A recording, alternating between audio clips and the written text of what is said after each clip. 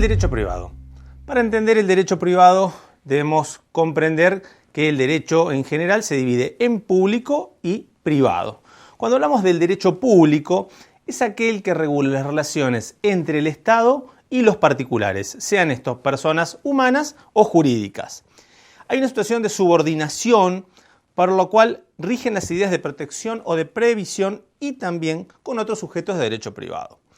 En contraposición a esto nos encontramos con el derecho privado, ¿bien? Que es aquel que regula las relaciones entre los particulares, ¿bien? A su vez, podemos encontrar dentro de cada uno diferentes ramas. Dentro del derecho público, el derecho constitucional, el derecho administrativo, el derecho procesal o el derecho penal. Y dentro del derecho privado, derecho civil y derecho comercial. Argentina cuenta con un nuevo código desde el año 2015 que unificó y reformuló el Código Civil y Comercial vigente hasta ese momento. Consta de 2.671 artículos, más de 4.500 artículos tenían los anteriores códigos, o sea, imagínense esta diferencia, lo cual hace una cuestión de un código moderno, innovador, diferente, que viene a zanjar situaciones de derecho que debían ser protegidas en el ámbito del derecho privado. Bien, en el año 2012 la comisión redactora entrega el proyecto para su estudio, ¿no? Y este código, fíjense la importancia que tiene, porque se vive un cambio histórico. El código de Vélez-Sarsfield se aprobó en el año 1871, entró en vigencia en ese año. Con lo cual imagínense todo el tiempo que transcurrió y todos los estudios y la sociedad simplemente cómo fue avanzando. Imagínense, por ejemplo, cómo era la vida en sociedad en aquel entonces, y comparado con la de ahora. Ni hablar de los avances tecnológicos, ¿no? Ni hablar de las relaciones de familia, por ejemplo. Ni hablar de las relaciones entre los comerciantes. Con lo cual decimos que es muy interesante lo que vino a reformular este nuevo cuerpo normativo que unifica lo que era el derecho civil y el derecho comercial. Aquí hay un aspecto muy interesante que se da la constitucionalización del derecho privado, y como hitos que se dieron en relación a este código podemos hablar. Cuestiones relacionadas al matrimonio, bien, la posibilidad, por ejemplo, de los acuerdos prenupciales. El divorcio, también conocido, han escuchado hablar del divorcio express. Bien, la posibilidad que da para hacer de una manera más ágil lo que es la cuestión del divorcio para romper el vínculo matrimonial, bien, y las cuestiones que tienen que ver después con las compensaciones económicas y demás. Después también reconoce las uniones convivenciales, que si bien ya por ley se venían reconociendo, permite y les da una entidad jurídica en relación al nombre, a la responsabilidad parental, sobre todo en lo que tiene que ver con la conjugación del apellido. Históricamente se llevaba el apellido del padre o la combinación con el de la madre. Hoy prácticamente ha quedado al arbitrio de los padres y en caso de duda, fíjense, hasta por ejemplo permite el sorteo para ver qué apellido va después. Bien, de las nuevas formas de contratación que se incorporaron, que si bien ya estaban, ahora tienen un marco normativo que las regula dentro del propio código, ¿no? Y hay una cuestión que tiene que ver con la protección del ambiente, donde se reconoce la importancia del ambiente dentro del desarrollo de un país, dentro del desarrollo de una comunidad. Por lo tanto, como vemos, en resumidas cuentas, es un código moderno, ágil y pensado para una sociedad como la actual.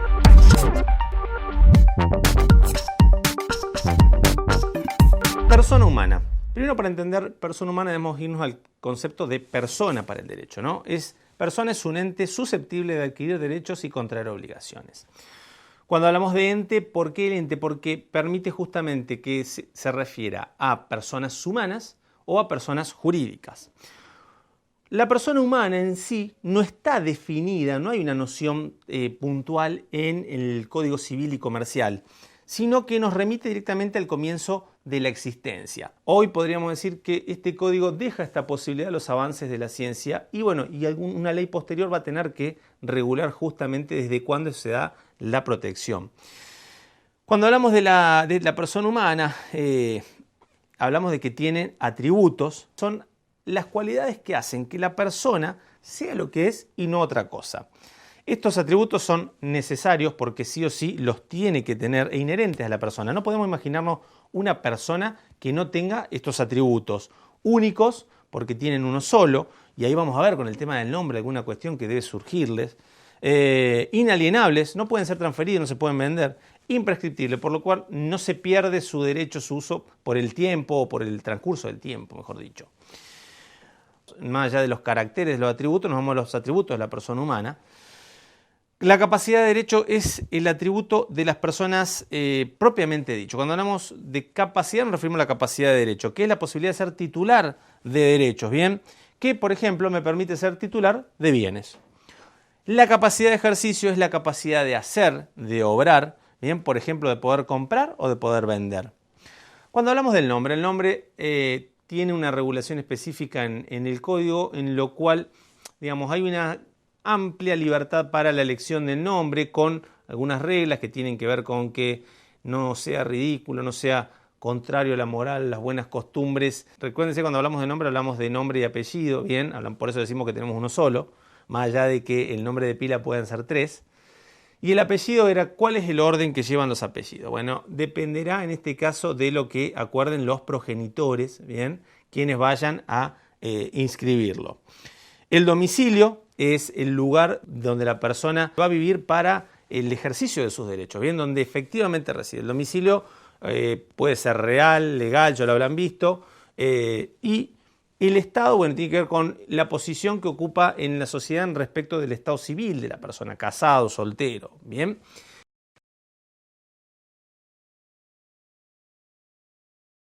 Persona jurídica. Cuando hablamos de la persona jurídica tenemos que remitirnos nuevamente del origen, viene de persona, que sabemos que se clasifican en humanas y jurídicas. La jurídica que surge como una abstracción del pensamiento jurídico basado en la realidad social, en el cual las personas se organizan de acuerdo a sus fines, objetivos, para realizar una determinada actividad. Esto va a generar ciertos derechos y ciertas obligaciones.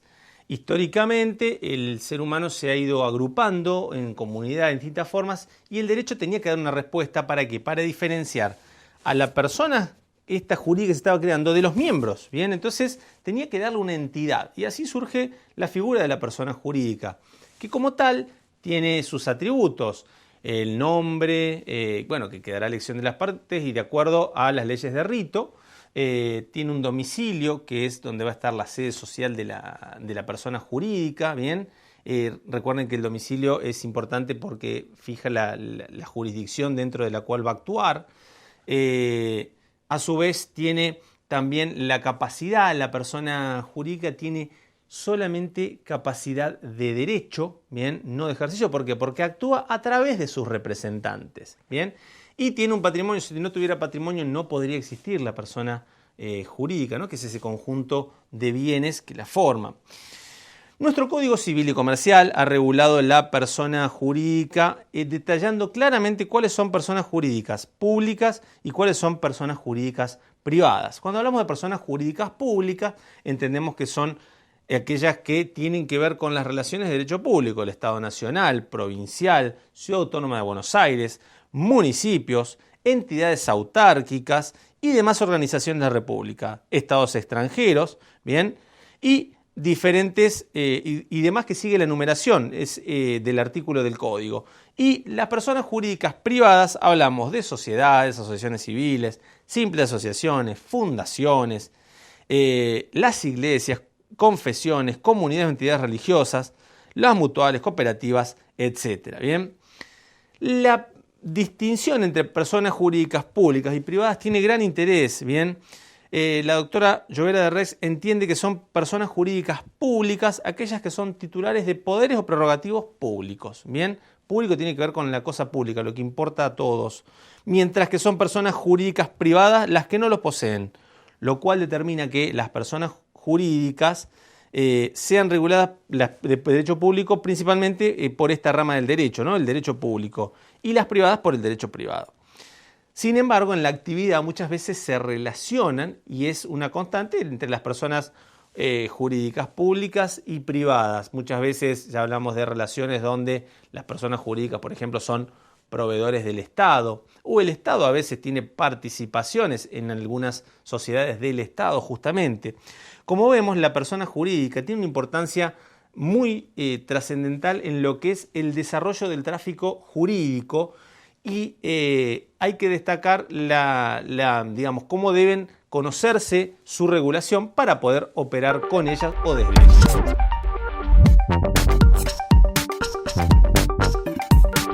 El patrimonio, cuando hablamos de patrimonio lo entendemos como esa universalidad, ese conjunto de bienes que pertenecen a una persona, bien, y tiene ciertos caracteres. Decimos que es universal, es necesario, es único, inalienable, bien.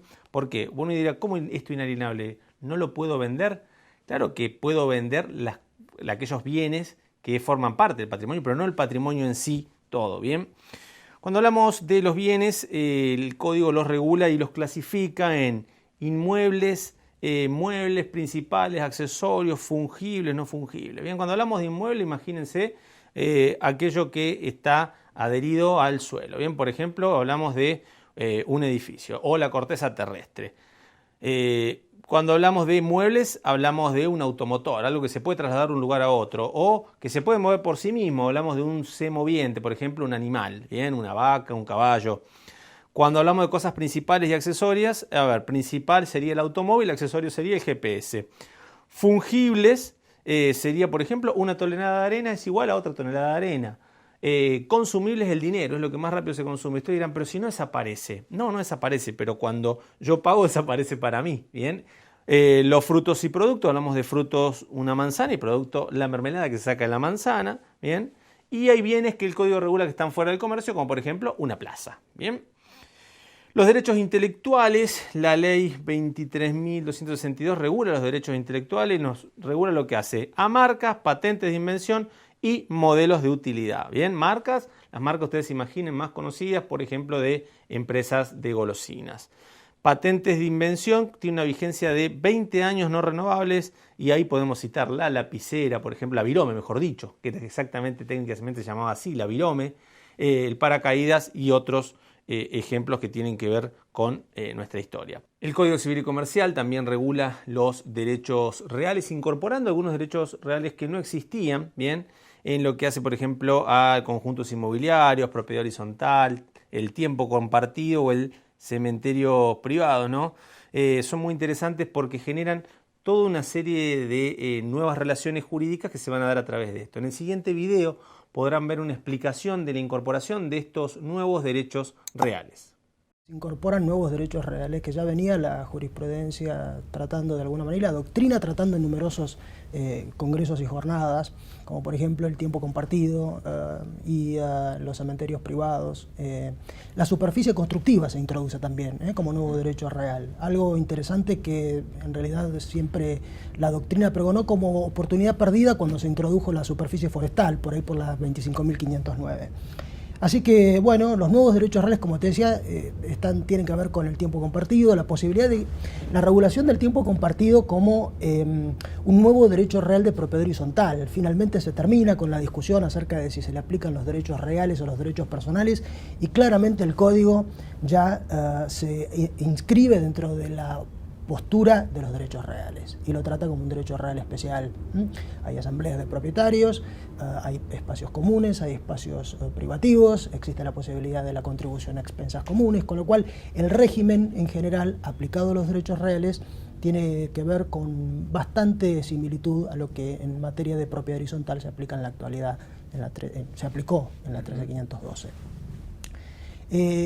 Bueno, la superficie de construcción también plantea importantes diferencias porque ya se puede suspender el principio de accesión. La accesión de todo lo que está construido al suelo pertenece al propietario, ya con la superficie constructiva desaparece y se puede construir por un plazo máximo de 70 años y se mantiene el plazo de 50 años respecto de la superficie forestal.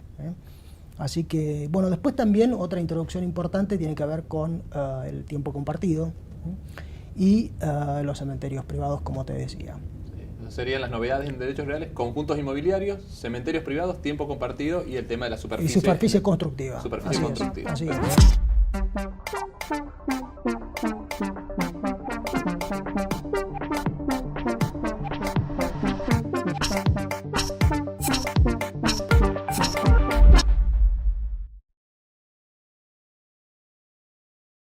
Como vimos en el transcurso de las lecturas, el Estado puede actuar muchas veces como un sujeto de derecho privado. Es así que se presenta en detalle amplio su análisis. Ramiro Falfán es arquitecto y es dueño de la constructora Raíces S.r.l. En los últimos años ha realizado importantes obras en la provincia de Mendoza, dotando la firma de un notable prestigio por la calidad en la construcción y en la sustentabilidad de cada emprendimiento. Recientemente, Ramiro ha participado y ganado una licitación del gobierno mendocino para la construcción de un centro cultural. Tras la firma del contrato entre el gobierno local y Raíces S.r.l., Ramiro ha comenzado a comprar todos los materiales para la construcción con el fin de adquirirlos al mejor precio antes de eventuales aumentos. Si bien al poco tiempo el emprendimiento estaba en marcha, el gobierno mendocino no había comenzado a abonar el precio de la licitación, pese a los reiterados reclamos por parte de la firma.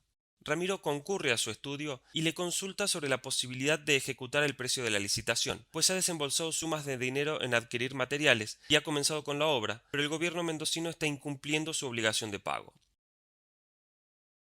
Respecto a lo mencionado, los interrogantes son: identificar a las personas físicas y jurídicas involucradas en el caso, haciendo referencia a las características y atributos; describir la naturaleza jurídica del vínculo contractual entre el gobierno de Mendoza y la firma Raíces S.r.l. y cómo actuó el Estado mendocino a la hora de contratar.